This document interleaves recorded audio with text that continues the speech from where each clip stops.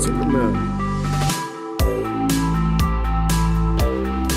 Welcome back, everyone, to Supermoon Camp. I'm hosting today. This is Zach Miller. I'm gonna let each one of our panelists introduce themselves. So first up, we have Elena. Hello everyone, and thank you for joining us on the live stream. We have also a little guest, so I hope you will keep quiet. I love that. So my name is Elena. I'm a founder of Supermoon Camp and also founder of the Flashback project and NFT ticketing platform. I'm in the space from 2014. And I also participating as a mentor in Avis Layer Accelerator and running a consulting company, FAS Fintech Advisor Services, and working with different blockchain startups, helping them with business development. I love it. Next up, we got Sherry. Hi, my name is Cassie. I'm the CEO and co-founder of Zap Theory, and been in this space since 2017. And last, we have Isaac. I'm Isaac from Fuse, head of business development, and very excited to be here with such wonderful people in Miami. Yes, it's been a great time. It's beautiful. I love it. So what we want to focus on today for this panel is going to be how NFTs have revamped the event industry. Okay, so first off, ticketing. Game has changed now with NFTs. Isaac, would you like to touch on that? How do you feel about how NFTs just ultimately changed the ticketing game? Well, I guess Elena with Flashback kind of is probably the expert on the ticketing. But I mean, generally, we focus in Fuse on the payment side of things. And one of the biggest problems is like connecting all those things together. Mm-hmm. Having the tickets be on the blockchain with infrastructure that works with other tools in the industry will be another way to kind of make the process more mainstream and smooth. So I think that's going to be a big step towards the regular people using this for festivals, movie theaters, whatever. Mm-hmm. Yeah, adoption is great. It's allowing that. And that's what we're trying actually to achieve, because I understand that NFT is a new industry, right? And all of us were in space. For us, it's like so easy to understand what our NFTs are. But like for other people outside of a space, they have not a single idea. And like when you ask like a general user to install even a MetaMask wallet, it's quite complicated. And what we also try to achieve with Flashback is actually making ticketing easy. We redesigned our wallet in a user-friendly way, so people just see their collection of amazingly art looking tickets in just their personal profile. And they can also follow each other, they can interact, and it's an amazing way to actually engage with each other. Yeah, for sure. Did you want to add? Sure, yeah, I think on that note, having an NFT as the ticket also serves as digital memorabilia. So people might already save their ticket stubs. I remember saving playbills from when I was 7 years old all the way up till now. I still save my playbills. And so to have an NFT as that memorable moment to capture that, I think is kind of important. No, it's really crucial. Mm-hmm. And when I think of concerts, the next thing that comes to mind automatically is merchandise.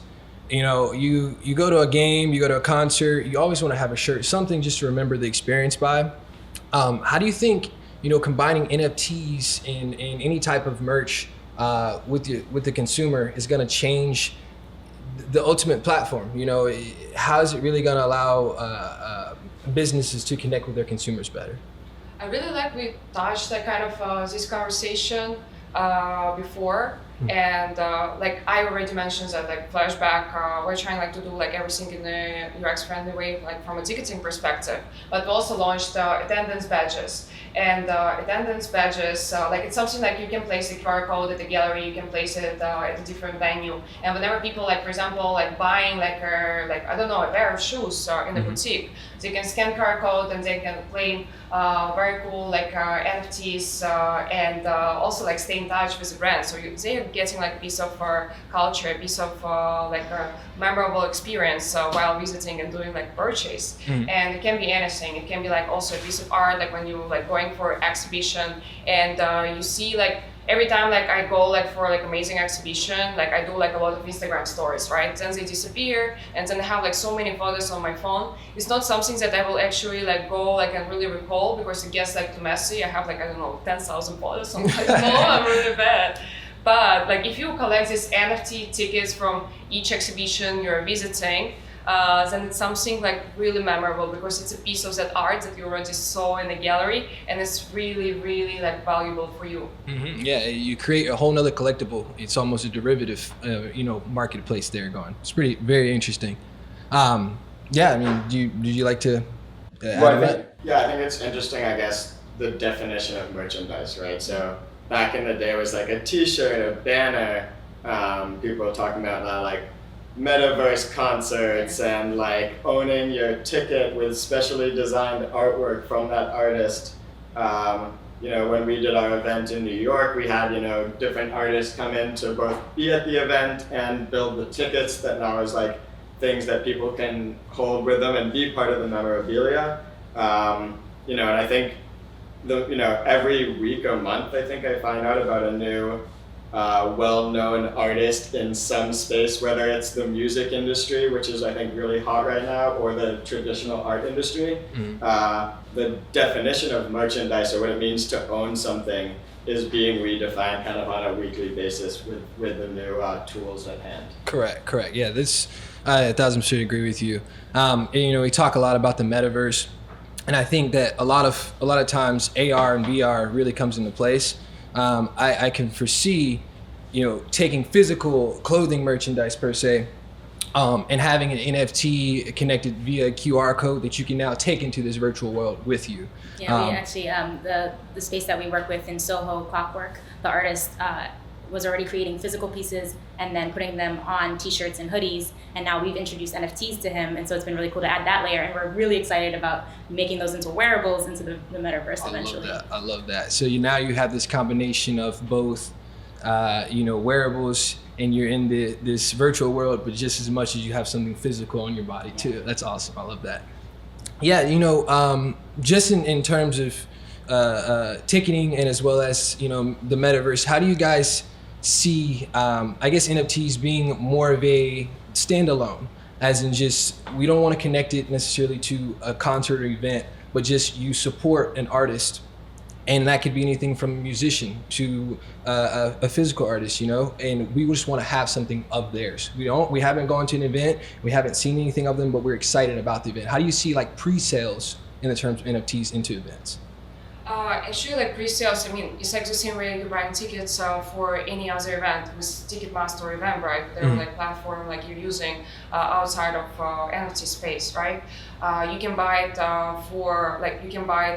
with crypto. You can buy it with fiat, for example, with Flashback. And again, we try to work, and I agree with Isaac that the payment flow is like a very big concern when we're talking about building a platform, right? Especially to make like crypto payment flow easier for users. And you can just go like to, for example, Flashback. You can click on a ticket, press buy. You just need to put your name, email, and that's basically it. You're getting a ticket. And then event organizers, they can, like whenever you show up at the gate, they can scan your QR codes, they can see already your name, they can see your information, they can see the ticket and whatever is included there. And they can just click a button to let you in, and that's it. It's like so easy. It reduces like the time to actually waiting, like to get to event, and makes like the whole ticketing like way smoother.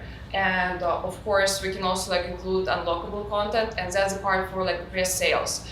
So like let's imagine some like a big singer, right? Adding like a voice or invitation to a ticket, and whenever like the fans are clicking, like after like they bought the ticket for upcoming show, they're clicking on this ticket, and then they hear something like, "Hey dear, looking forward to see you at my concert." And it's so amazing because this ticket is so precious. Yeah. It's like your favorite artist, and you can hear his voice. It can be also something like really custom. It can be like a new soundtrack or whatever else. It just brings a community closer. And after it, this ticket is still super valuable, and you can even like resell it at the secondary market. Yeah, that makes sense. I really had an idea the other day. I was thinking about just trying to get to a Braves game, and when you're trying to find parking, it seems like the most complex thing when you're actually going to an event in public.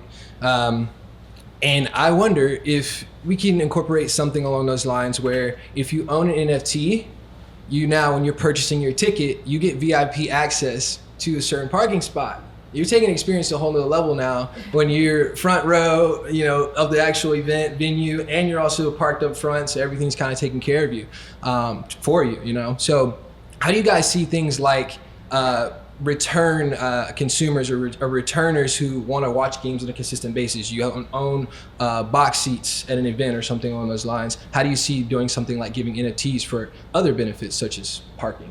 How do you guys see that playing in the future? For like the parking. Yeah.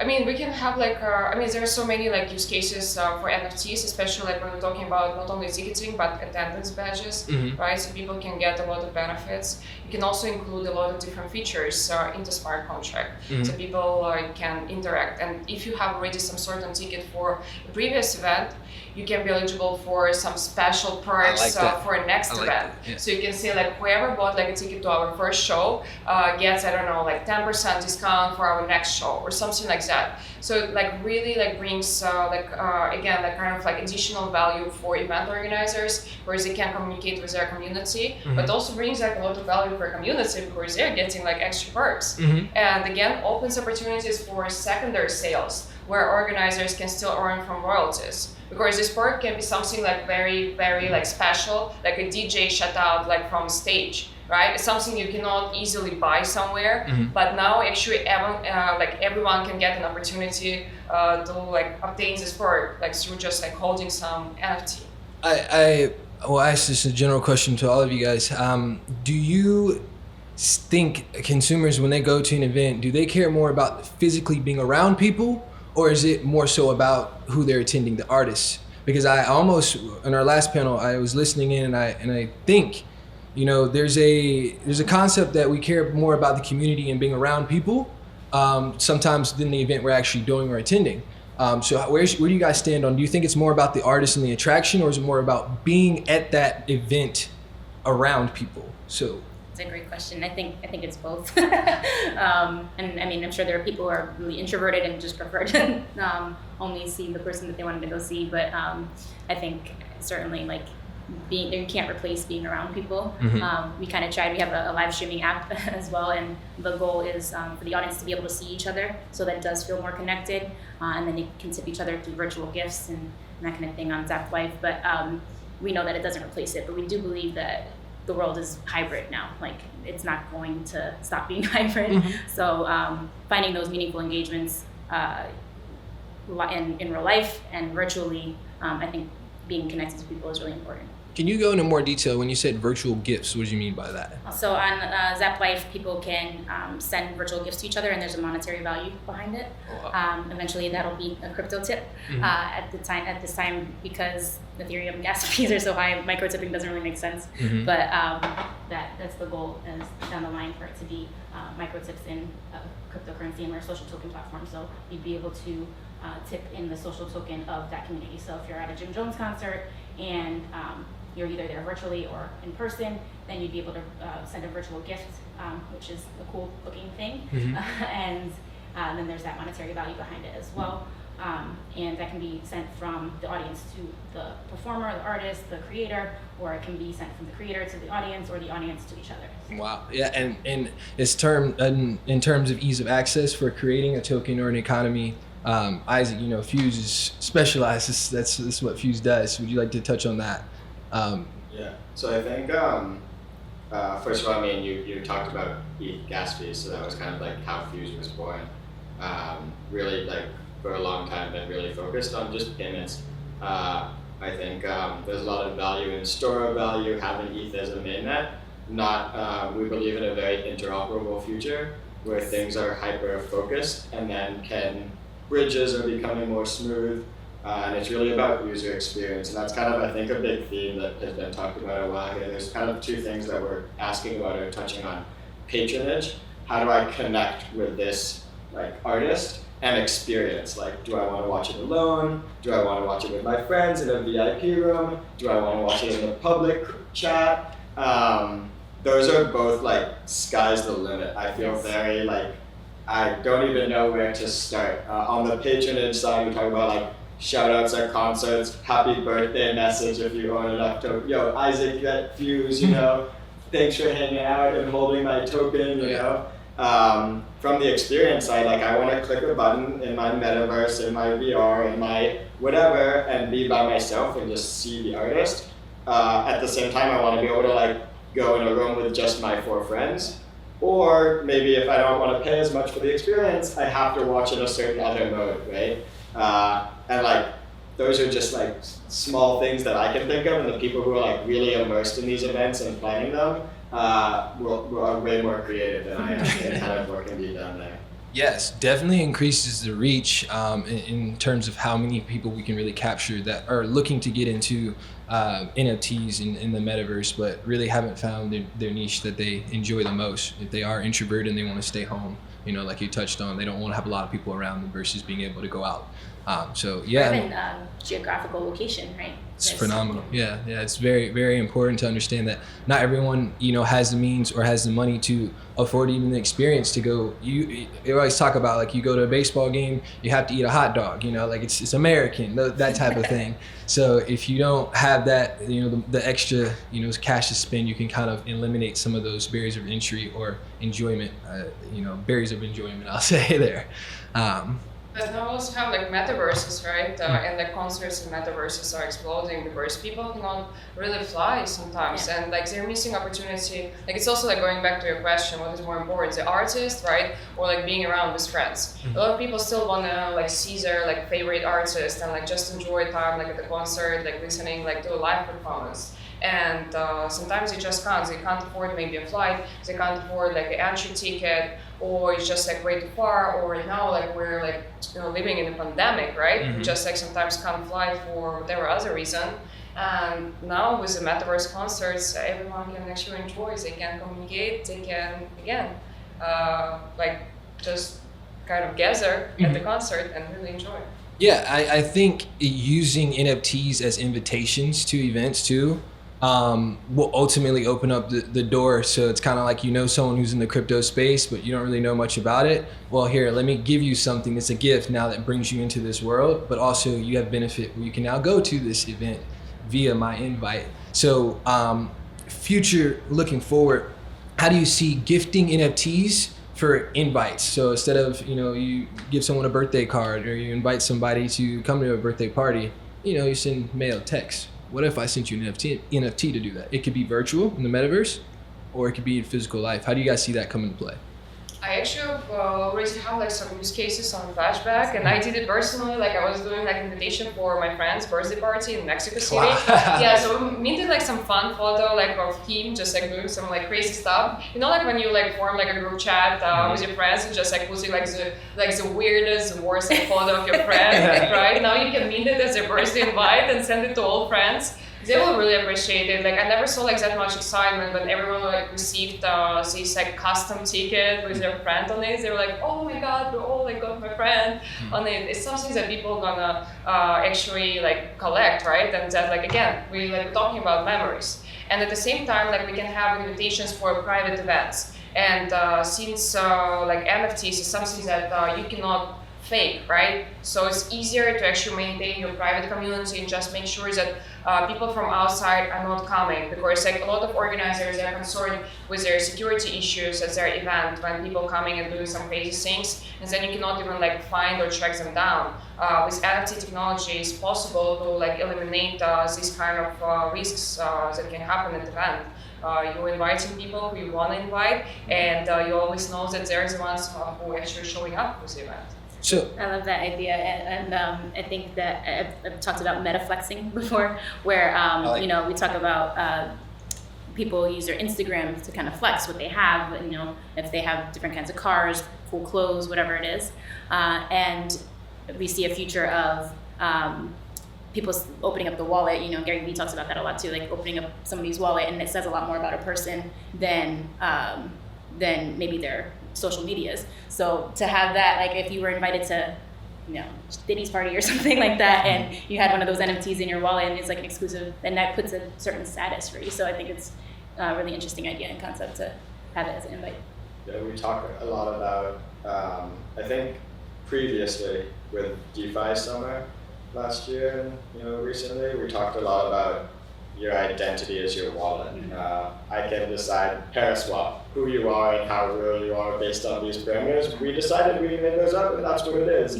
Some people are more loose, trade this amount. Some people again are more aggressive, but it's your resume and it's on chain. Yeah. Now with NFTs and this kind of being part of your identity, it's not just about necessarily trading. It's also about like community and status, social media, theoretical rights. Again, I think there's a lot of work to be done on lots of those things. But again, the new technology that's being born and brought out, and like, I don't know, yesterday we were sitting with someone else from the Supermoon camp who was building custom technology similar to Unreal Engine, so you can like create, 3D metaverse, VR stuff. And it was custom built in order to create art galleries and just throw in NFTs. And you can like scan the blockchain, get the NFTs, throw them in the art gallery. So like new tools that are really hyper focused on the needs of our current ecosystem are being kind of created to kind of mitigate those problems and make it more accessible. Yeah. I mean, I hear you. It's just phenomenal what someone's able to create with blockchain technology and really expand the horizons for what we thought was possible in both real world, AR, VR. It's very, very, very interesting. I mean, if you guys had anything you wanted to mention outside of NFTs, really helping accelerate, I believe, adoption as a whole for blockchain tech.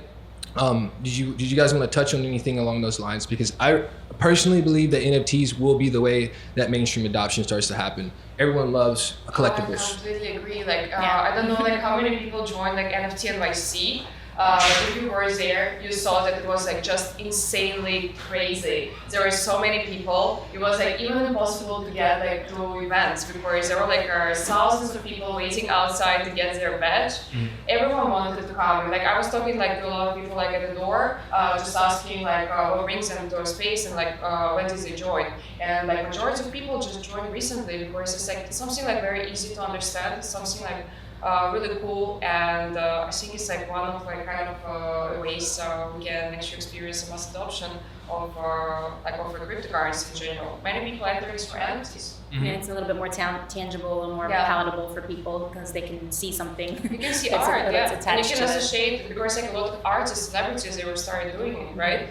There was Basta Rhymes presenting at NFT NYC. It was also cool to see that all fans also learning through these celebrities, right? I think he's in Miami too, by the way. Oh yeah. So you would agree that it's more over the tangible good that they can receive instead of speculation on price? Because I know a lot of people get into the rarity of NFTs, especially collections and projects along those lines. Do you think that they feel more, is this an opportunity to create, revenue, create, money by holding these NFTs, or is it more on the art in itself? And we talk about NFTs as art here. I think it depends on the person. I'm of the belief that NFTs are a lot of fun. I love going to events and hearing what people are doing because it is so exciting to see all the things that people can conceive. And wow, like you said, people are much more creative than you. Me too, for sure. And it's just cool to be connected to people like that, right? And see what people can create. I don't think, I know that some people do hold for the potential value of it. When I speak to new people, I never recommend that. If you like it, then get it because you like it. Not as an investment necessarily. But I think, it's about building communities too around these different NFTs. So that gives it value, right, for a person. So. Yeah, I mean, you see Bored Ape Yacht Club has, created this immense community around this project. Do you feel like the aspect of being in these discourse and these communities create a connection amongst people that is not seen in other communities? Does it become cultural? Do NFTs become cultural is really what I'm getting after. I think they can become cultural. I think it also depends because sport industry, right? It's also one of the biggest use cases where NFTs are being also I would say And now like you like your, I don't know, football club or like a basketball club, right? And you're getting like an NFT that was minted by the club. It also like you feel like you're a part of a team already. You feel like you're a part of a culture. So I think like in these kind of cases, NFTs are definitely a cultural thing.